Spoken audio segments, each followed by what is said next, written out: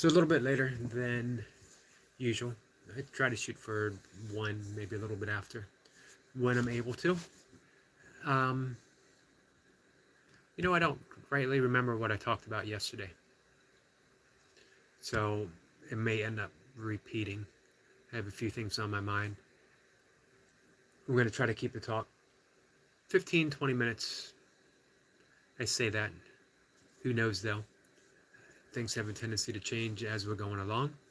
Um, if I end up hitting on a streak, words just flowing, we'll keep talking for a bit. If some friends pop in and we end up having a discussion, talk a little bit longer. But for the most part, I like keeping it concise. That's the goal, because I say that's the goal as I start rambling on about what the goal is. Anything longer, and maybe we're missing the point. So I need to remind myself, and keep track. Not that I ever have a specific issue to talk about, but today I'm thinking about karma yoga. Karma yoga is one of the 4 viable paths of yoga that we have. Karma yoga, which is the path of action, selfless service. We have Bhakti yoga, which is the path of devotion. Devote ourselves to God, whatever the meaning and concept of God that we have. Jnana yoga, which is the yoga of wisdom, self-inquiry, where we dive into the mystery. We ask ourselves those all-important questions. Who am I? Why am I here? How can I serve? Which obviously leads us back to karma yoga. And then we have Raja yoga, which is the 8 limbs of yoga. And that is generally the one, all paths merge to one. Raja yoga seems to be the path that I generally concern myself with, because it is the 8 limbs as signified in the Yoga Sutras of Patanjali. You have your ethical, your yamas and yamas, and then you have the asanas, you have breath work. And of course, all of these, there's no set line. You can't say I'm a karma yogi and refuse to have devotion, or refuse to do breath work, or, let the path take you where it will. I'm thinking karma yoga because I've been reading a bit about about sound medicine, the yoga of sound, using mantras, using chanting, using sacred sounds, even so far as classical music or Indian Raja music, and using that to heal. More than just heal, using it to change the path of how our DNA is going to be expressed. So here we're talking about epigenetics. I think I might have talked about epigenetics yesterday. I know I did on, sorry, I'm getting Google up. I know I did on Instagram, usually about 5 o'clock or so in the evening. 5:30, I'll go on Instagram and talk for 15, 20 minutes for my dozens of Instagram followers. So, why does this concern me? Well, it always has in some ways. But, at 58, it starts becoming important about how those genes are going to express themselves. How is, generally we used to think that our DNA is going to determine our longevity, our overall health, and whether or not we will be disease-free. Of course, knowing that outside influences can act as triggers for how that DNA is going to express. So we have a predisposition for cancer according to our DNA, and we watch our diet, we exercise, we practice yoga, of course. We might be able to change how that's going to be expressed, or we might not activate that trigger might not get pulled. Or we might have a cleaner strain of DNA, and we smoke and we drink, and again we put in outside stimuli that will cause DNA to be expressed differently. Here's the amazing thing. They did studies on the Great Hunger, which was in the tail end of World War II, that Nazi Germany had cut off food supplies to parts of Northern Europe, and there was a huge famine. Millions of people died. Millions more survived, but irrevocably changed from that suffering, from that famine, from the hardships. And they did studies of these people, as well as their children that might have been there, children that are not yet born yet, the grandchildren, and up to now, the great-grandchildren. And all of them showed a higher than average amount of obesity, diabetes, digestive issues as a group, by large, statistically, to a great extent. Which shows you, I forget what it's called in epigenetics. In yoga, it is ancestral karma. But your DNA is altered as you go through that suffering, as they went through that hardship, and it was passed down. And we know that happens with alcoholism. That, for me, my father never, hardly ever touched alcohol. He would have a beer every once in a great while. I'm talking, it might be actually like years before I would see him drink a beer again after his last one. And it was a beer.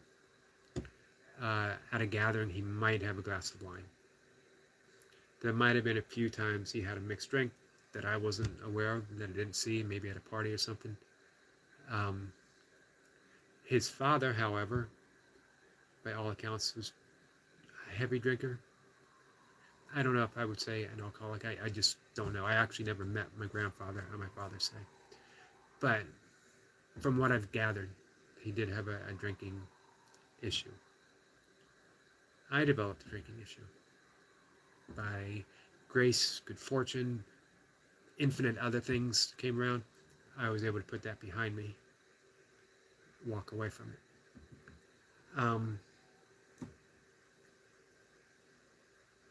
But it's in the DNA. Who knows from how far back? Ancestral DNA. Let's see what I can find. Epigenetics.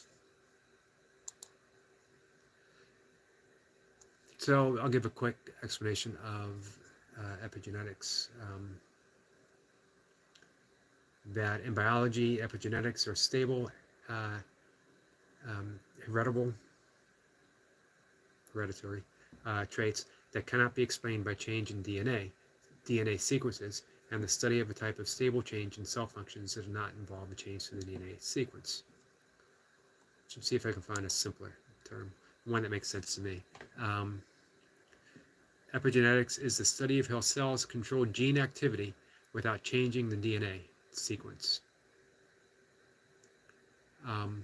So basically what we're saying is that your DNA is not set in stone.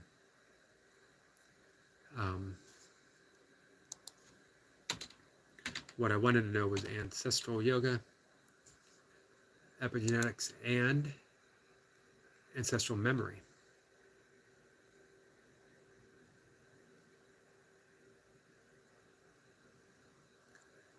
Here we go. This is from the National Institute of Health.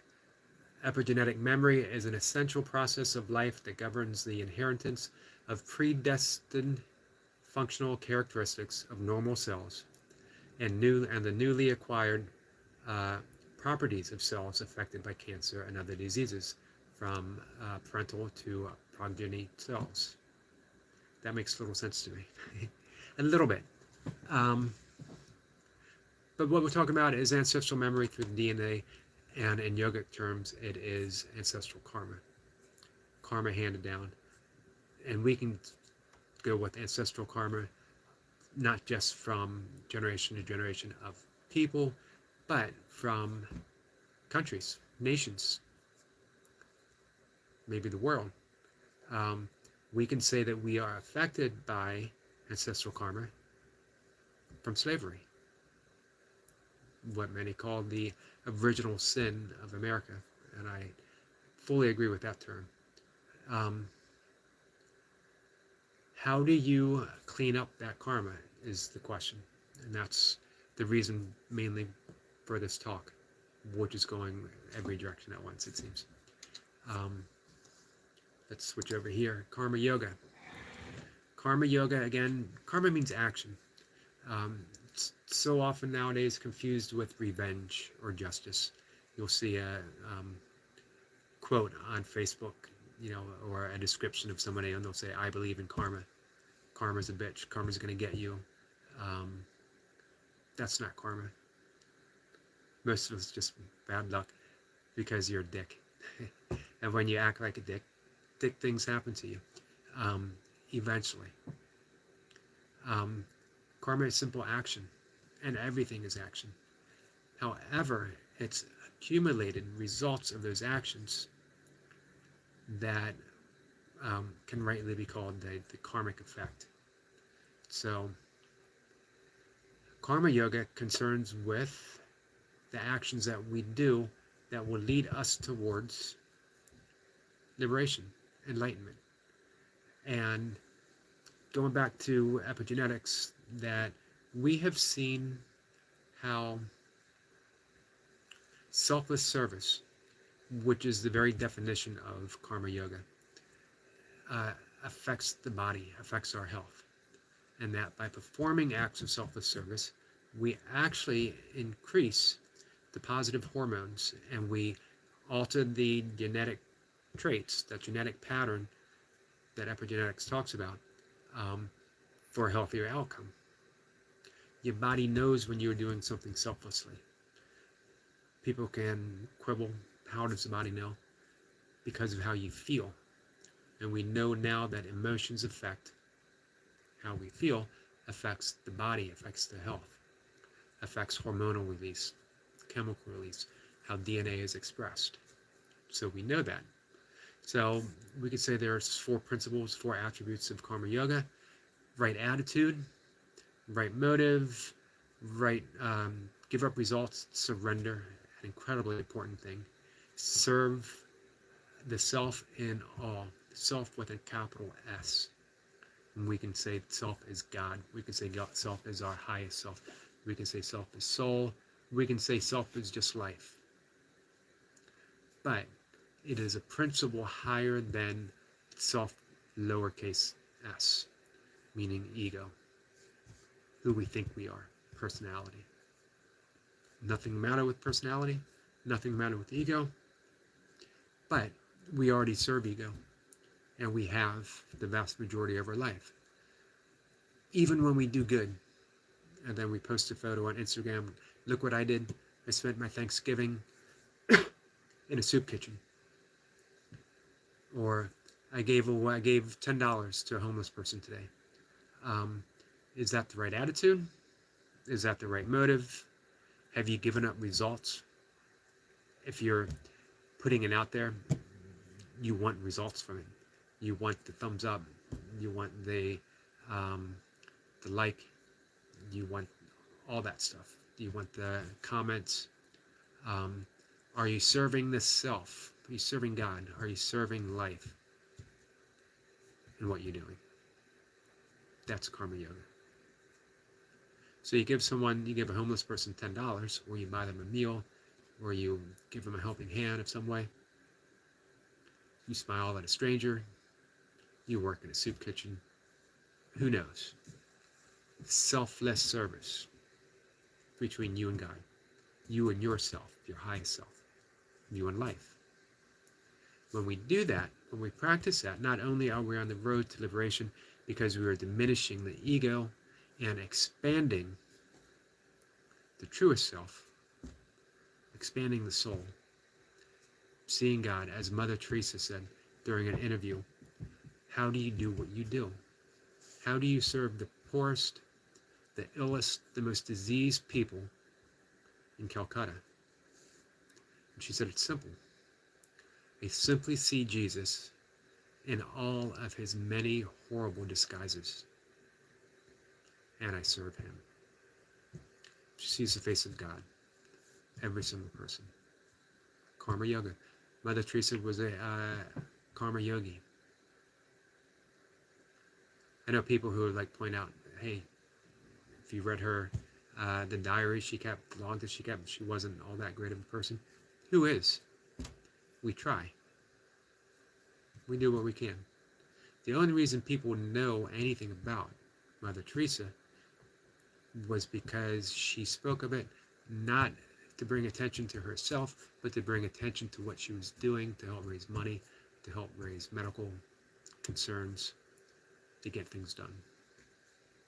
Again, right attitude, right motive.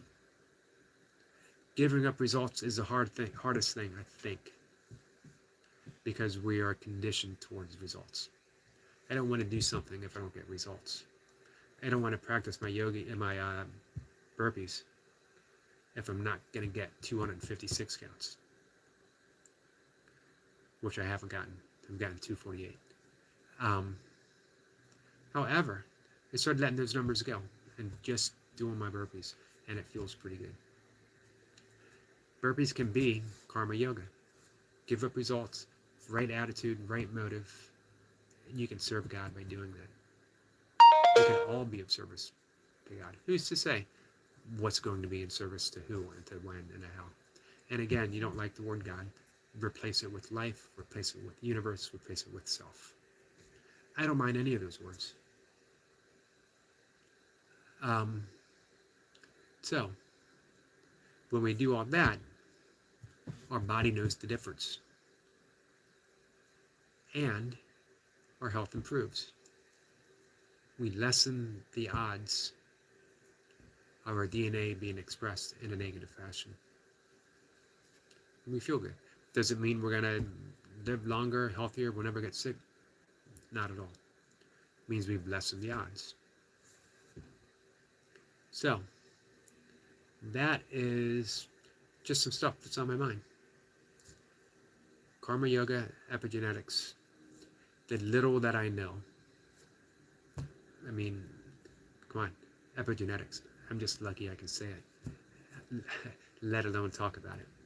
The only reason I am talking about it, because thinking of and reading of sound medicine and the difference it makes, the difference meditating on a mantra makes on the epigenetics of our system is pretty amazing. And there's tons of research out there, which had me thinking of ancestral karma as well as karma yoga. So tying it all together, putting it out there, seeing how it flows in a conversation. That was it. All right, guys. Let's wrap it up. Almost 20 minutes. Perfect time. Hey, David Whitten is here. How are you, David? Great to see you. I was just talking, oddly enough, I was talking about karma yoga and epigenetics and ancestral karma, and somehow tied that in with only getting 248 6-count burpees at my all-time best. I don't know how I tied that in, but I did. I'm actually quite proud of that. Whenever I can fit 248 6-counts into a conversation about something odd, well, then I'm having a pretty good day. And on that note of 248, not long ago, I just finished watching your outstanding 6-count session. And by the way, I really enjoy the narration, especially the way you space it out like that. Because you really get that feel of where you are in that set. And of course, having been there, I know exactly where you are in that set. You are at that point where you're saying, why am I doing this? We do it because we do it. There's no good explanation for why we do things. We can think of them afterwards. I do it to be a better person. I do it to prove something to myself or to other people. I do it because it makes me healthy. But there are infinite ways of doing all that. And of those infinite ways, burpees suck more than any of them at all. And I'm going to include running 100 miles in that. I think the only thing that might come close, maybe 5K and all out, if you're really racing a 5K, or maybe racing a mile. Maybe even the 800, because it's that all out effort and it just sucks. No easy way to get from point A to point B in a set of burpees. David says we're also a bit crazy. We are most definitely. Probably slightly over a bit. I don't know if bit has an official measurement. If it did, a bit crazy would be like this. A bit crazy doing burpees would be like expanded past my screen. David says, but seriously, the challenge, the health benefits, to name a few. I agree. But again, there's just so many ways of doing it. Just being drawn to, the philosopher Gurdjieff called it voluntary suffering. That we do it to burn off. It may look like we're doing it for ego, but I think there's a deeper significance to it that maybe we don't look at. I think we do it to burn off the ego. Because at 250 something reps into your set, watching you, there was no ego involved. There was just suffering involved. Voluntary suffering. Get another rep. Get another rep. You didn't look at the camera and check out your left tricep to see if the striations were coming in. You didn't, sense up the abs and give the camera an ab shot.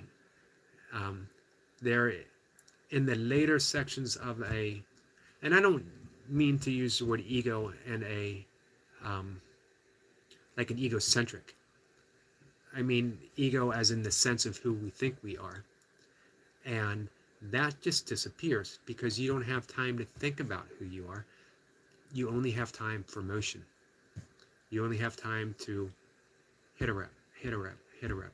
If you stop and think, why am I doing this? If that thought of I comes in, we've lost a step.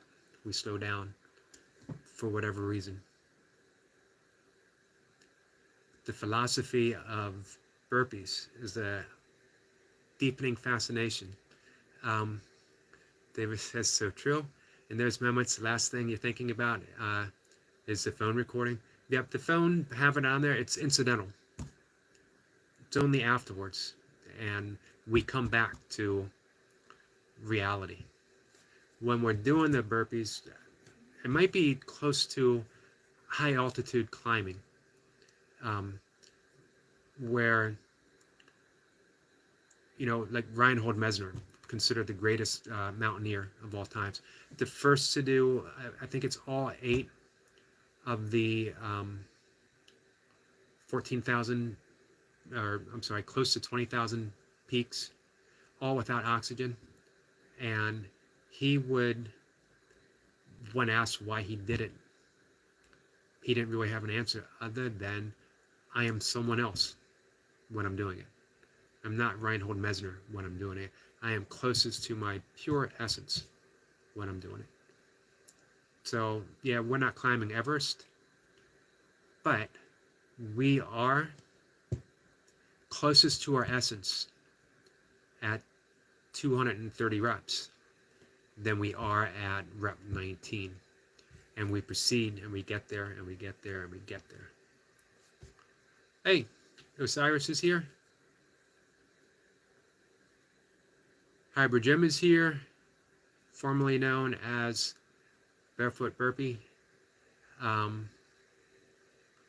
I was actually wrapping up, and David popped in. I was happy to see. And now Osiris is here, and Hybrid Jim is here. So, as Osiris said, we are climbing our Everest each time, our personal Everest. Exactly. Um, that's an excellent way of saying it. The alien frog king is in the house.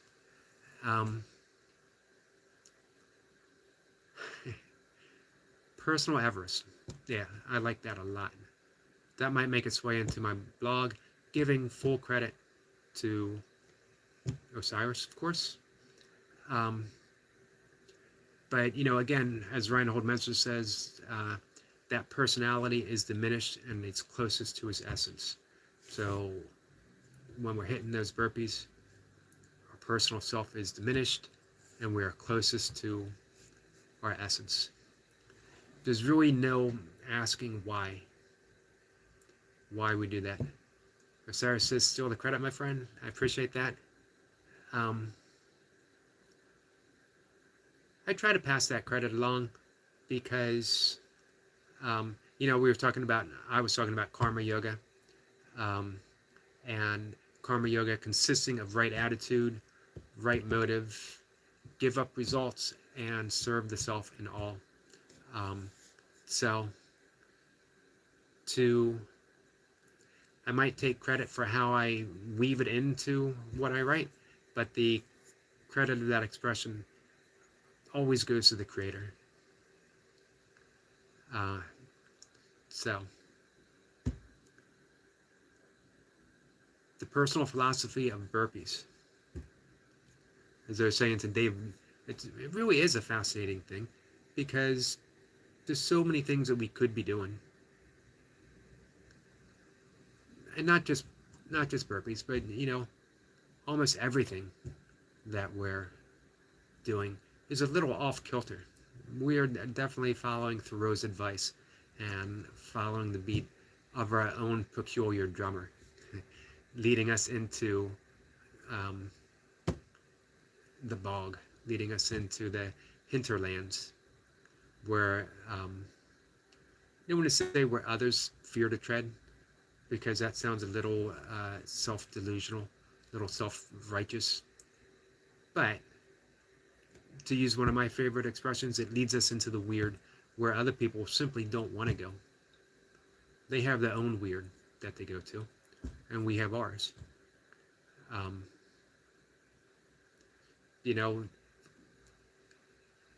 When you think of epigenetics, and I'm thinking about ordering the biologist Robert Sapolsky just wrote a book on determined and living a life in the absence of free will, because he believes in the complete and total absence of free will, because so many factors come into play, from genetics, from hormones, to the hormones that your mother was experiencing during her pregnancy, to what she ate, to the sounds that you were exposed to in the womb, to who your great-great-great-grandmother was and what kind of mood she was in when her daughter was born.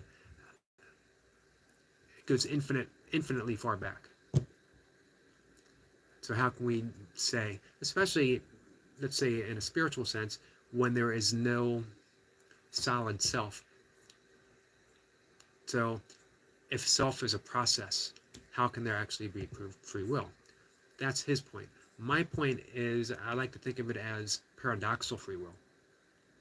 There is no free will. However, when you escape in yoga terms, it's avidya, the ignorance, but not just ignorance, the ignorance of our ignorance, that we don't know what we don't know.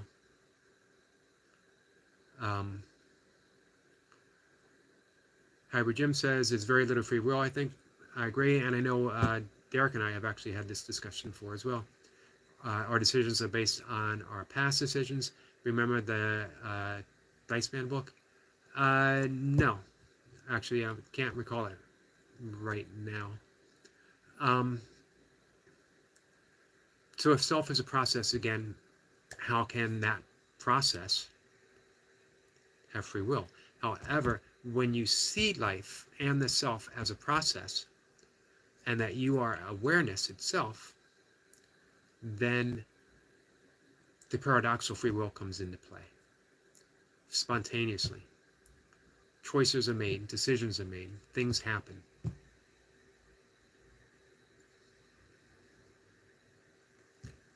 Hybrid Jim says, well, SR says I am in agreement. Yeah, once again, you and I have discussed this before here. And Hybrid Jim says it was quite a big deal. It was quite a big deal book, I think, around the millennial time. I'm going to have to look that up on Amazon. So Polsky, if I'm saying his name right, is the author of, if you guys remember, Why Zebras Don't Get Ulcers, which was big 20 years ago. And his own investigations scientifically have led him to the conclusion there's absolutely no free will. To tie this back to burpees, for whatever reason, not just burpees, getting on a slack line and putting rings up in a jungle gym. Why? And there's no answer. There doesn't need to be an answer because it happens. And to me, that makes life so beautiful. The spontaneity of, hey, can I walk across this slack line and reach up and grab a ring and travel across and then get back on? It's, when you think about it, it's just a beautiful expression of life. As is a burpee. As is looking at a bar and saying, I wonder how many times I can pull my chin up over that. Who would think of that? You know, if you watch squirrels play, I think it's the same thing. Why do squirrels play? We can have all these biological reasons, maybe, but you know, screw biology. Literally, I guess. Squirrels play because it's a spontaneous expression of being a squirrel. People get on a slack line because it's the spontaneous expression of hybrid Jim. Let's see, I'm missing some comments. Hybrid Jim says about a guy who decided to use dice to make decisions no matter the consequences. Interesting. I'm definitely going to look that up. My decisions come like branches from root ideas, but yes, to go for 3 years ago, my activities yesterday would have been a big leap. We regularly flip coins when we can't decide, says Osiris. You know what?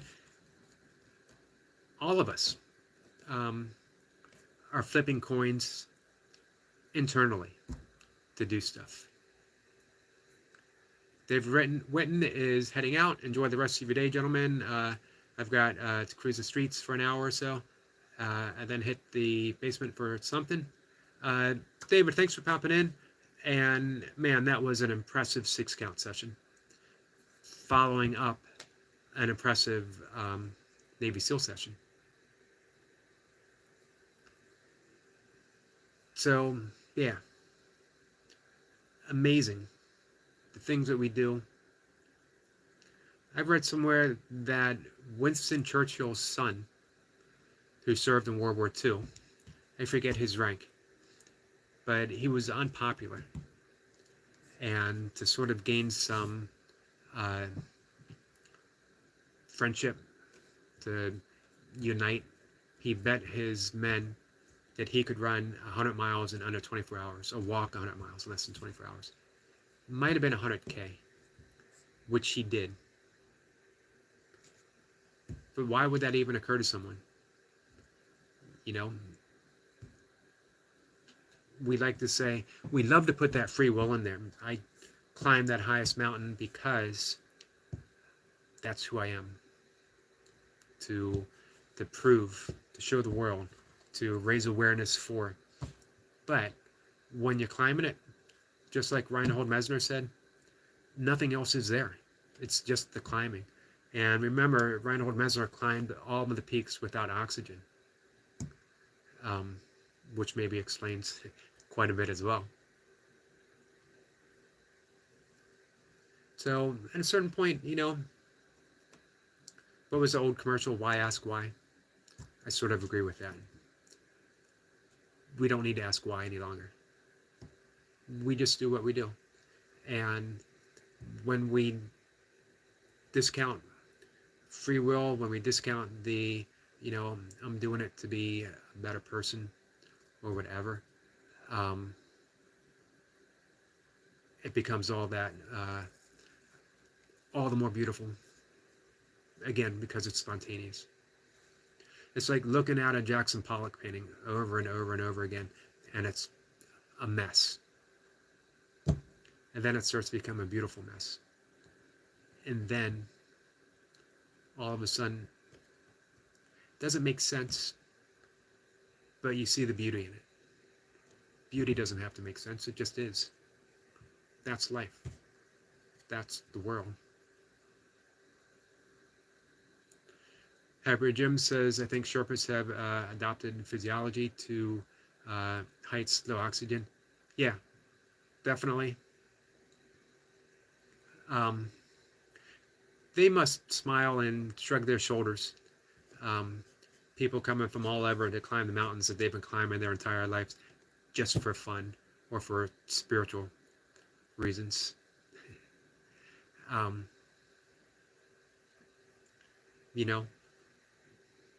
So my dad, I remember asking him, did you go camping when you were a kid? And he's like, he grew up in the mountains in Pennsylvania. Where they closed, they still do, they close school for 2 weeks out of the year for deer hunting season.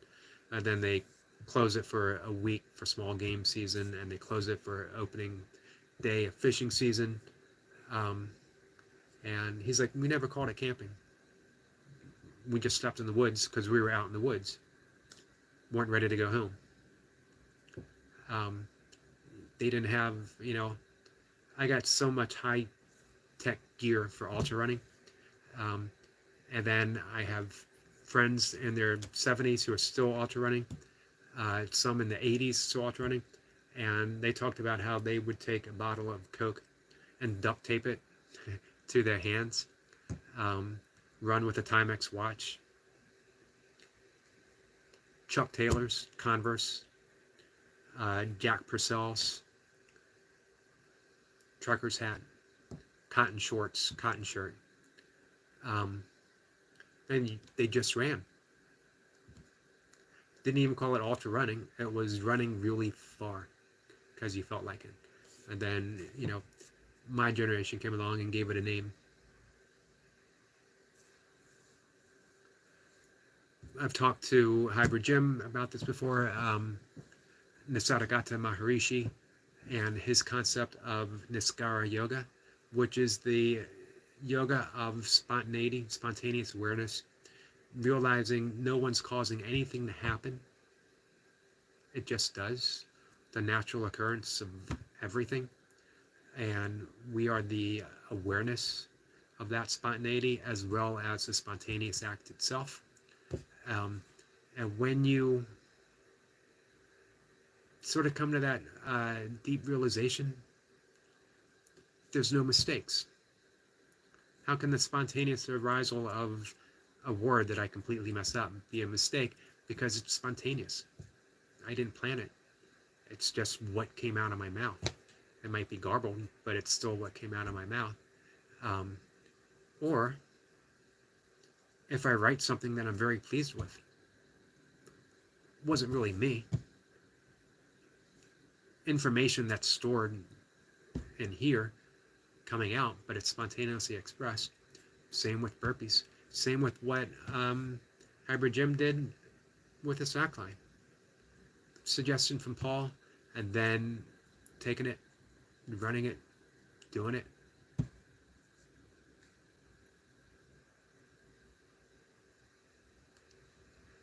Hybrid Jim says, I've seen people hiking up Mount Snowdon in flip-flops. I have a friend that ran the fastest marathon time ever. Did it in the Baltimore Marathon in a pair of flip-flops. His feet were a bloody mess. We could say, is it an ego thing? and maybe in some ways, but that inspiration, where it originally came from, isn't from ego, it's just from life. Sometimes it's better to sit down and let those spontaneous ideas pass you by. So if you guys ever hear me announce that I am running an ultra marathon in a pair of flip-flops, remind me to sit down and let that thought pass me by. Very much appreciated.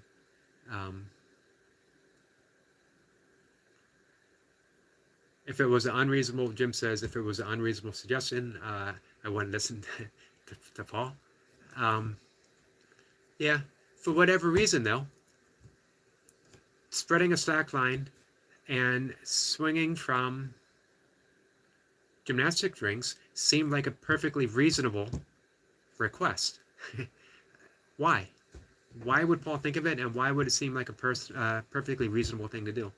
And again, it goes, there is no why, because it did. It just seemed like,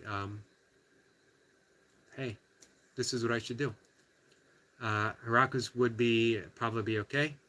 My friend Barefoot Randy runs all of his races, the Zero Harakas, as well as the new Zero shoes, which are as close to sandals as you can get. Jim says roll a dice on that one, Eric. Man, I could. I should roll a dice on whether I should do an ultra again. Milka is dying to get back on the trails, and she sort of insists that I owe her a bit, because she ran her first half marathon, and I suggested that she does a 50K as her second race. So you could sort of say, you know, I'm to blame for that, but she's the one that nodded her head and said, okay.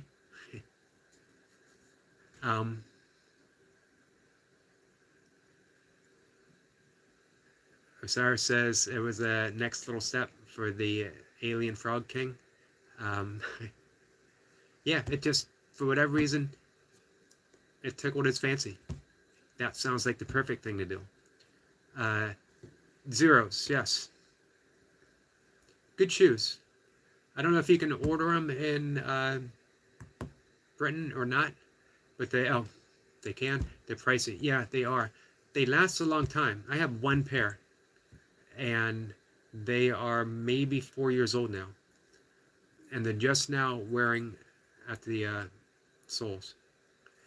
They shouldn't be that expensive, in my opinion, because remember the original Harakas were made, well, originally from animal hide, and then they started recycling rubber tires and using them, and they would run hundreds of miles in them.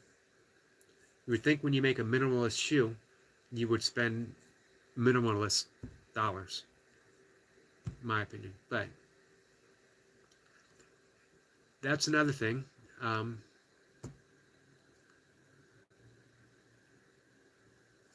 Burpee mats routines took my fancy. When I see you doing burpees, when I know like you're doing burpees on the screen, I know the reason why. I know it's a Burpee Matties routine. And they definitely draw you back into the burpee game. As you explained in a recent video, because he puts you on a quest. He tells a story with what he does. There's another thing. Telling a story through burpees. My opinion, and you know, again, Hybrid Jim and I have talked about this, Burpee Matty is a genius. Someone might say, well, that's a pretty small thing to be a genius of. There are no small geniuses. None. It's an ingenious way of telling a story through physical action.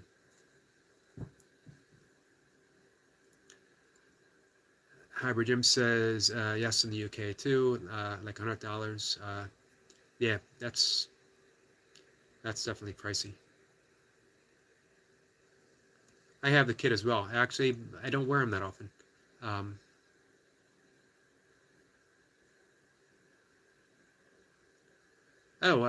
Barefoot Ted.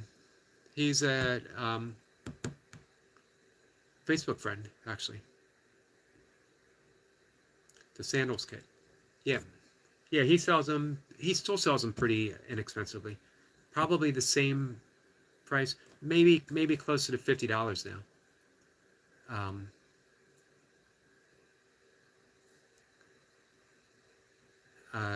Hybrid Jim says Matt's unique adding storytelling. It really helps draw me out more intensity. Yeah, he's it's an amazing story, and to be able to do that physically. Richard Runs Trails is here. Greetings from rainy Texas.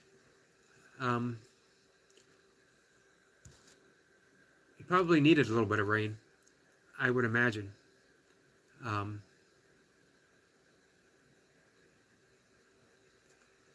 Hybrid Jim says, I found the TED kit uncomfortable, but probably how I made them. I don't like the toe peg. I don't like having that peg between my toes at all. Osiris has got to go. Hey, thanks for stopping in. Appreciate it. Appreciate the conversation. If I get that book, it's called Determine, Robert Solsby, about the absence of free will. I'll let you know how it is, Derek. When I'm done, if you're at all interested, I can always send it your way. Just let me know.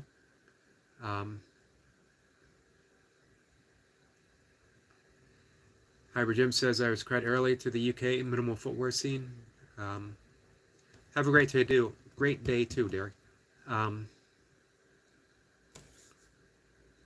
Yeah, although Invo 8s are British, and they've been making minimalist shoes, not anywhere near, like the stuff now, but pretty low key shoes.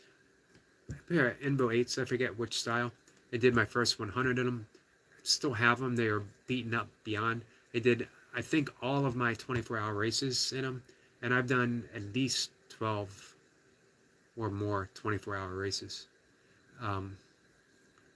Absolutely love those shoes.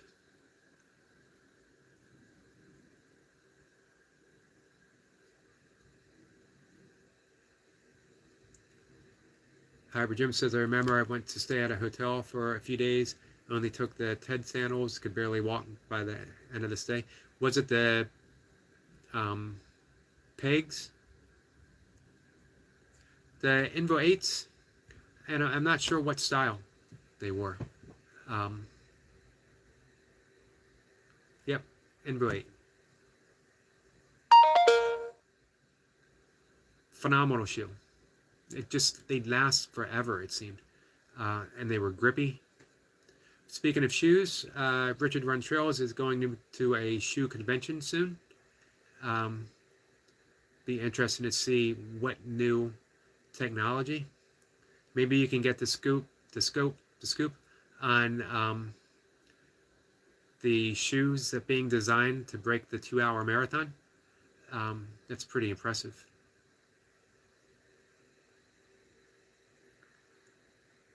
Hybrid Jim says he wore his today, his Invo 8s, the tough shoes. That was like 17 years ago, probably the peg. Yeah, it's that peg between the toe that really bothers me. Richard says should be lots of stuff to talk about. Man, there is nothing like runners talking shoes. I've had hours conversation going to dinner before a race, and the entire conversation would be about shoes. And the amazing thing is that I do mainly minimalist shoes, so you would think I'd have less to talk about. No, I'm going to talk for hours about minimalist shoes, oddly enough. So, all right, guys, I'm going to start wrapping things up. Hybrid says, excellent. I did warm up today in Vibram 5 fingers, sprints and invites, locomotion training in the I am not familiar with that, and I'm almost certainly sure that I will not pronounce it correctly. All in the park, all covered in mud. I bet you that definitely sprinting in the Invo 8s is probably the best call. Like I said, they're very grippy shoes. Yeah, I do all my running and probably 80% of my walking in my 5 fingers.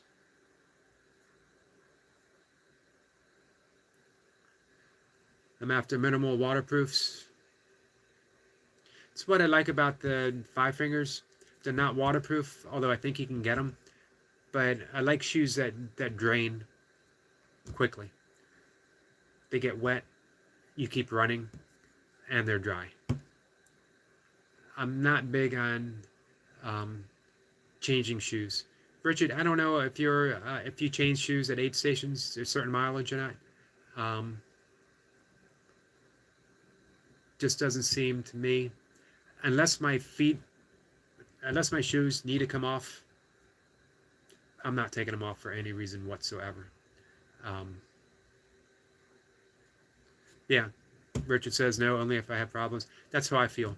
If I'm not having problems, I don't want to change just for the sake of changing, because I'm not having problems. I know some people who like to start light and then they go to a heavier shoe later, or vice versa. Not for me. Jim says a bit cold for 5 fingers here generally. It's getting colder for them now. I have an insulated pair that Mocha got me for Christmas last year, which it always sounds weird when you upgrade a minimalist shoe. Sometimes it's called for, though.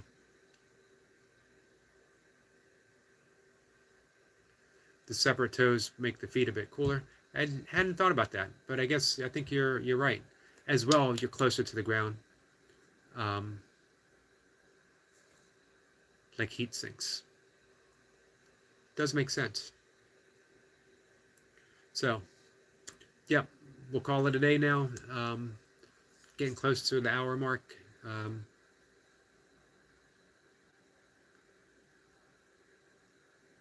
Hyper Jim says my winter will average about 5 centimeters during winter. Yeah, that gives you a bit of insulation in between. Richard Warrenstrell says, okay, bye everyone. Destiny Forever Walks PhD is here and says, happy Tuesday and blessings, Eric. How are you? I'm doing great. I'm actually wrapping things up. This was a fun discussion.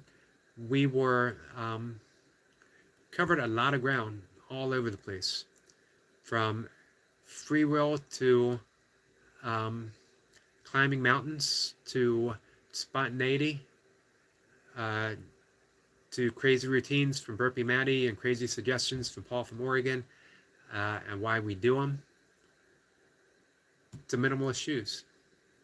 And somehow it all tied together, making perfect sense. So Destiny, we're calling it a day. I'm calling it a day. I appreciate you popping in and saying hi.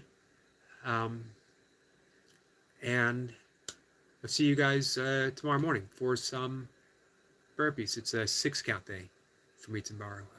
Inspired. Tomorrow will be inspired by David Witten. So it should be a good day. You guys take care, and I will see you later.